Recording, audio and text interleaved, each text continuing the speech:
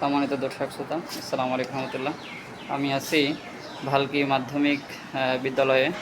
এখানে আপনার 5 থেকে 6 মাস আগে ল্যাবের যে অফিস আছে, এই অফিস থেকে প্রায় 2 লক্ষ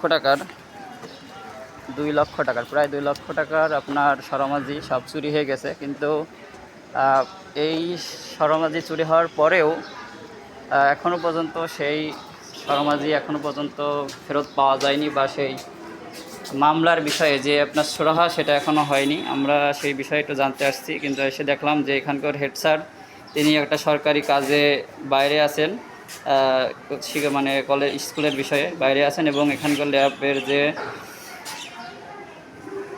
শান্ত আহমেদ তিনি ল্যাবের দায়িত্বে আছে। কিন্তু আমরা এখানে এসে দেখলাম তার অফিসে তালাবদ্ধ করা, এবং তার পার্সোনাল একটা দোকান আছে, সেই দোকানে বসে নাকি এই স্কুলের যাবতীয় কাজকর্ম তিনি করে থাকেন।